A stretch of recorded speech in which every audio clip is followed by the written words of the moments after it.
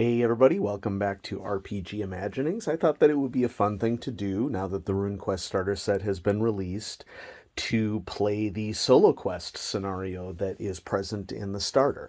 And so I've gathered my materials together and I'm going to do a series of videos here in which I play SoloQuest. And so thanks everybody for watching, and let's go ahead and dive right in. Now I don't need to open the box because I have already taken out everything that I need to play. We have book 3 here, SoloQuest. I have the rule book on hand as well, although honestly I'm probably not going to need it because SoloQuest does a really good job of teaching you the rules as you go along. And it says at the start of the adventure that we'll see here in a second, notice how I also have the dice that came with the starter set right here. You need Vasana in order to play the scenario, as well as Vostar in order to play the scenario, so that I got out both of their character sheets as well. And I also have other things like a separate sheet of paper to record information and a writing utensil that I'm going to be using. I think it's noteworthy that if you don't have the starter set yet and you want to play SoloQuest, Chaosium has done a really cool thing that I certainly didn't expect them to do. They have a digital version of SoloQuest available to use online. Sorry about the camera shake there.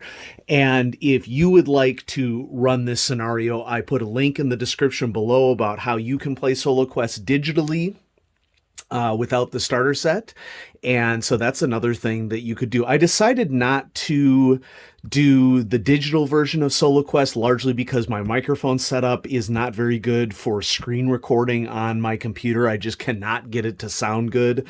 Some of you who have seen my recent videos know that, and so I'm not very tech savvy. I'm not sure what's going on with that. But let's just go ahead and dive in to SoloQuest here. SoloQuest was written by Greg Stafford, James Coquelot, David Naylor, and Jeff Richard, and they all did a wonderful job on this adventure. So for those of you who aren't in the know, SoloQuest is sort of a choose-your-own-adventure style of role-playing that doesn't require a game master.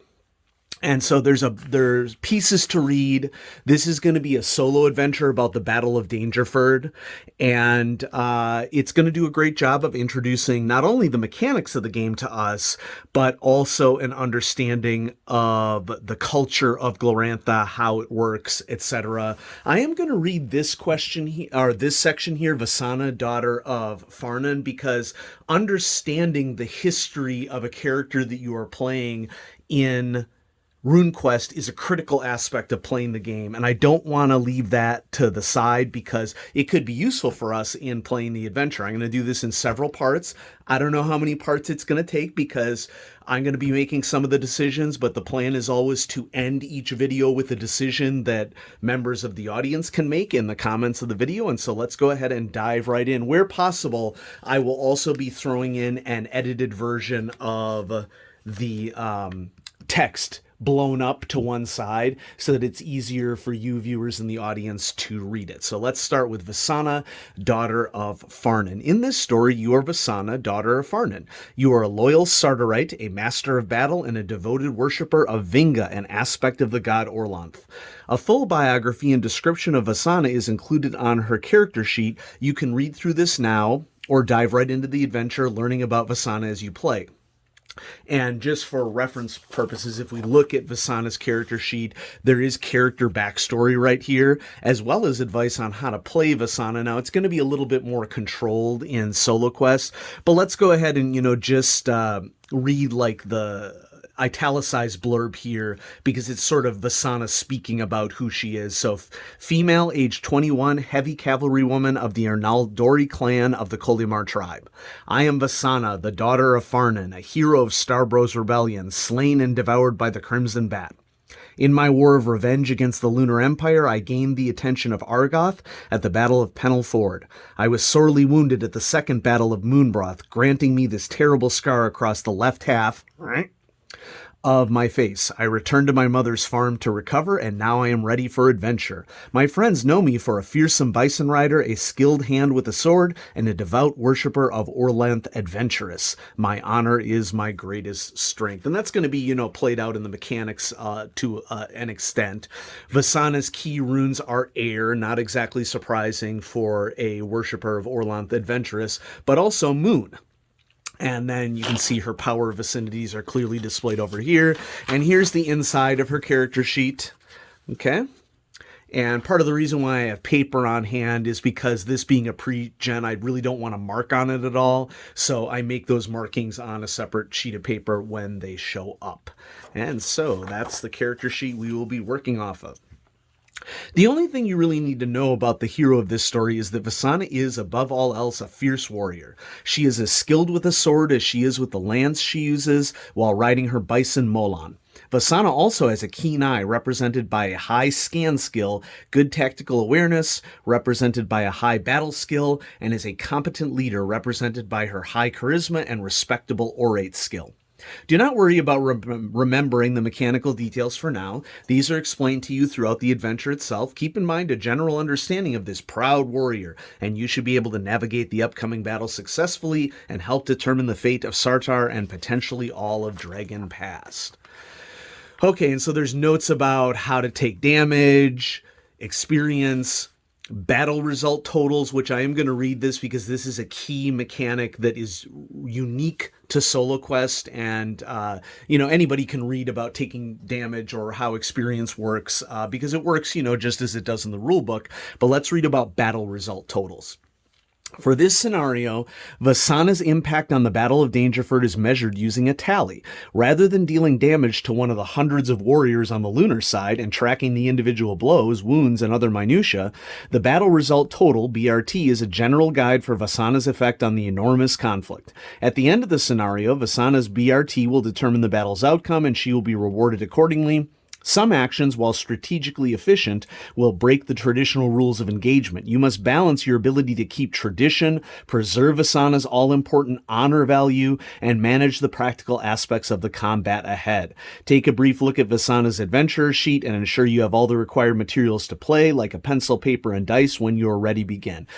For this battle result total, this is an aspect of Runequest that I think really sets it apart as a fantasy game, in that the quote-unquote obvious choices that people seem to decide on for a lot of medieval-focused, so to speak, fantasy role-playing games are not necessarily the best choices for Glorantha, because Glorantha is a culture all its own that is very different from the vanilla medieval fantasy tropes that we see in a lot of role-playing games. And so you might go into SoloQuest thinking that you will know what the best choices are, and frankly, you're going to be surprised. And I'm glad that you're surprised, because that's what sets Runequest as different from many, many, many other role-playing games. All right, so let's go. The Battle of Dangerford. You are Vasana, daughter of Farnan. Until recently, you have lived under the boot of the Lunar Empire. Their cruel occupation of Sartar, your homeland, pained your soul throughout your youth. From the relative safety of your mother's farm, you watched as Sartar suffered under lunar occupation. Each year, your father would venture out into the world to support the cause of rebellion. Each year, he would return and regale you with stories of his adventures. One year, when you were on the cusp of adulthood, your father did not return. He was devoured by the Crimson Bat, a terrifying monster that the Lunar Empire uses to brutally control its subject nations. The Crimson Bat annihilated your father's soul. He will never know the peace of the afterlife. Such a barbarous act ignited a furious hatred within you. You left your mother's farm and lent your strength to the cause of Sartarite rebellion against the foul Lunar Empire. You have fought for this cause throughout your entire adult life. Today, you are trudging through the shallows of the Dangerford, a strategic crossing along the creek. Danger Isle, the creek's only landmass, rises from the water like a spiked tortoiseshell before you. Every inch of the island is covered with tense banners and warriors, all sworn to Kalir Starbrow, leader of the Sartarite rebellion. Every battle you've fought has been for her and her cause just like your father before you. The sun has yet to rise and the wind is cold. Heavy gray clouds pollute the sky, and the echoing ululations of the priests of Angisi, the Sky River Titan, fill your ears. The water at your feet stirs in response to their channeled magic, slowly rising like clay to a potter's hand. This magic will deepen the ford and force the lunar infantry to march in knee-high water when they attack. As you walk towards Danger Isle, you cast your eyes across the assembly of tents. You recognize tribal markings from a dozen Dragon Pass clans, but there are also banners from Praxian riders, collections of mercenaries from Isrolia, and a set of ramshackle reed huts made by the ducks of the upland marsh. Each one of them knows the importance of this critical passage through the creek. Each one of them will fight to the death to defend it. With such a host of warriors assembled, how can the Lunar Empire possibly think they can win? You finish your approach to the island and walk through the tents towards the opposite bank. You see the hordes of tents looming on the lunar side and your heart sinks. The Lunars expect the Sartorites to bring an army, and they've done the same. You raise one hand to shelter your eyes from the surrounding firelight and scan the opposite bank to take the measure of your enemy. To determine if you can spot anything in the shadowy pre-dawn, you must make a roll against your scan skill, which is 50%. Roll 1d100. This means rolling two 10-sided dice and using one value for the 10s and one value for the 1s, and it becomes easier when you use a d10 that has percentile numbers on it. Unless one die is clearly a 10s die, such as the dice contained in the Runequest starter set. If you rolled equal to or under your scan... Okay, so let's go ahead and roll. Hooah! 26. If you rolled equal to or under your scan skill, check, of 50%, you pass the roll. If you pass the scan roll, go to 2. If you failed, go to 3. So here we are at 2. The soldiers of the Lunar Army clogged the shores, their tents spaced in even columns. The carefully manicured camp expands back over the horizon. There are at least as many Lunars as Sartorite warriors, but their ranks are far more carefully organized and far better equipped. Teams of soldiers silhouetted in the morning mist patrol the camp. You can see ranks of infantry preparing their weapons for the coming battle. Corrals of horses are visible in the distance, corrals of horses are visible in the distance, indicating a sizable lunar cavalry. And here's a nice map of the Battle of Dangerford and where everything is located. You have lunar forces marked in red, and you have Sardar forces marked in green. They're sort of distributed here within Dangerford Fort, and here within Dangerford Village, and here's the lunar encampment over here, and we are gazing across the river at what we're seeing. You may add a check mark to the small box next to your scan skill. If you survive the Battle of Dangerford, you will get the opportunity to improve all skills you succeed. So I'm going to go ahead and write this down on my separate piece of paper. I'm just going to write scan and I'm going to check the box. And this is how this works for a lot of D100 systems. If you are not familiar with BRP, basic role-playing, which Call of Cthulhu and Runequest are both based off of, in many D100 systems, you do not level like you would in many role-playing games. Rather, you can improve your skills through use. But what is surprising to a lot of role players when they expand out into other role-playing games like D100 systems, BRP, your hit points will never increase. And so that's something that you really need to get used to, that no matter whether you are playing your first adventure in a Runequest game or your 20th adventure in a Runequest game, a single hit could kill you. And so this continual power creep and leveling and attenuation to mechanics over story isn't something that is as featured in D100 games as it is in other games. Let's go to 4 because it instructed us to do so. The Lunars may have more soldiers and better organization, but you fight with the fury of the gods. Orlanth, the Stormlord, whistles the names of your champions as he skips along the water, and Humakt, the god of death, sits beside every Sartorite warrior as they whet their blades and don their armor. You walk between your companions, dodging campfires and weaving through rows of cavalry bison. In a few short hours, you will all be tested. Every Sardarite will have a role to play, yourself included.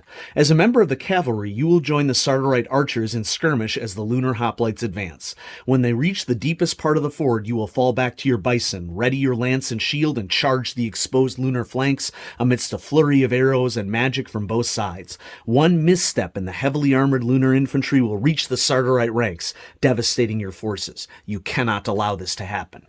You are shaken free from contemplation by the first rays of the rising sun. The soldiers around you shift nervously. When the sun is free of the land, the battle will begin, but for now the fog lingers. War waits patiently. You have a short time before dawn fully breaks, and you will not rest. Instead, you look to the camp and prepare for battle. So we have several choices here, and in classic choose-your-own-adventure fashion, we're probably not going to be able to do them all given the time that is presented to us in the adventure. So let's read through these choices, and I'll pick one, and then I'll maybe give the rest of you a chance to pick another one with the limited amount of time that we have available. You could pay your respects to your ancestors and the gods, go to 33. Meet with Kalir Starbrow, the Sardarite leader, go to 5. Tend to your bison mount, go to 15. Ford the river and scout the enemy camp, go to 21. Head to the battlefield early and ready yourself, go to 49. Gosh, what should we pick? Well, I'm going to go ahead and pick Meet with Kalir Starbrow, the Sardarite leader, go to 5, because it seems to me that, understanding what the plan is going to be maybe will give us some tactical advantages to understand what is happening here, okay? Number 5, Kalir Starbrow is an inspiring figure, and you need a mote of her courage before the coming battle. You head to the center of the Sardarite camp. The deeper into the ranks you get, the more ornate the tents become. Hides of rare animals marked with runes are used as protection and decoration. Kalir's tent is a soft gray emblazoned with an enormous white fire sky rune with rays coming out of it like a star. Kalir Starbrow is the queen of the Keldan tribe. If victorious here, she is expected to become the Prince of Sartar. She is a rune priest of Orlanth. Her completion of a sacred hero quest, a journey into the magical underworld, earned her powers from the Pole Star, the star god at the center of the Sky Dome that only Kalir seems to truly understand. This gift and the title Starbrow. Kalir is a fierce warrior, famed for her temper and the strong hold she has over her warriors. For a dozen years she has fought in the rebellion against the Empire. As you approach the command tent, you hear her powerful voice booming from within, directed at some hapless warrior. You catch a few choice words, then his hurried apology as he scurries off to fix whatever mistake he made. 2 guards flank the entrance to the tent. As you approach, they cross their spears firmly. These are elite bodyguards, followers of Humacht and marked with death runes. One shakes her head and explains, only critical visitors may see the pole star before the battle. Gloranthan runes are mystic archetypes which dominate the world's symbology. For a detailed description of runes in Glorantha and a description of the Fire Sky runes, see page 19 of Book 1 Rules. To convince the guard of Vasana's importance, you must make a charisma roll. First, multiply Vasana's charisma 19 by 5. The result, which is 95%, is then the target you must roll equal to or under, like a skill. And then it tells us if we succeed or fail. And so one notable thing about Vasana, and if you're curious about where this is on the character sheets, it's up here under statistics. So she has a strength of 16, con of 12, size of 10, dex of 11, intelligence of 15, power of 15, charisma of 19. Vasana is an incredibly charismatic individual, and so hopefully this won't be too difficult for us. We're going to roll against 95. Pretty unlikely that we would miss. And we roll a 48. Now, it's worth noting here that levels of success works differently in Call of Cthulhu than it does for Runequest. Runequest has more strict requirements for what are called special successes and critical successes. It is harder to do something special in Runequest than it is to get, for example, a hard success in Call of Cthulhu. So that's something that you kind of have to pivot on if you are used to other D100 games or to Call of Cthulhu when coming over to Runequest. So we succeeded. We're going to go ahead and go to 6. All right. Oh, there, and it mentions here there is also a chance you get a special success by rolling equal to or under 1/5 of Vasana's charisma, 19%, if you do go to this particular thing. So in Call of Cthulhu, to get, the first level of success beyond regular, you would just have to roll half or under. That marker is 1/5 for Runequest. So we're going to go ahead and go to 6 since we succeeded. You push your way forward like you belong. The guards move their spears aside, allowing you to pass. The inside of the tent is thick with incense smoke. Elite warriors, marked with ritual tattoos, bearing brutal scars and wielding wicked weapons, pace along the walls or engage in quiet conversation. In the center of the tent, a hide map has been spread across a wooden table, speared into place with bronze daggers. Kalir Starbrow stands at the head of the table, commanding the attention of 3 veteran warriors. She draws a line across the map with her finger, explaining strategy. Disturbed by the gust of wind that entered with you, Kalir looks up and fixes you with a stern, measuring gaze. She frowns. The charisma roll was against a characteristic rather than a skill, so you do not check it for improvement. Kalir is a famous warrior who encounters dozens of heroes each day. To see if she recognizes you, make a reputation roll. This is handled like a skill roll, but it is in a different place on Vasana's adventure sheet. Okay, so let's look up her reputation. All right. Open this up. And let's see. Vasana's reputation. Do do do do do do do do do do do do do do. Reputation. There it is, 20%. Okay. So we're going to roll against her reputation of 20%. This one's going to be more difficult. Okay. Handled like a skill roll, but it's in a different place. If you succeed, go to 7. If you fail, go to 8. 57. We do not succeed. So fail, go to 8. Kalir's eyes stare blank. Your face flushes red as the eyes of every warrior in the room flicks towards you. You are overcome with a sense of intrusion and go to step back out of the tent. But Kalir raises a hand in greeting. Hail, warrior, I am glad to see that one so strong-willed will be joining me on the battlefield. Before you leave, please join us. I would ask you to share the wisdom of one of the common folk. Eyes watching from on high often miss small details. A round of chuckles spreads through the crowd of generals around her. You nod and step forward. 2 large Sardarite warlords shift to make room for you. For a brief second, you stand amongst the elite. Go to 11. And here we are, Kalir's council meeting. You step forward and inspect the map laid out on the table while Kalir explains her plan. The map is dotted with symbols and small wooden tokens that represent the Sardarite and lunar forces. Deep grooves have been scratched into the hide to mark the shape of the water and land. Painted lines plot out charges and countercharges of Sardarite warriors. You find your own station on the western flank where you will volley with the archers. Once the lunar infantry enter the deepest part of the ford, you will join the cavalry and charge them while they are vulnerable.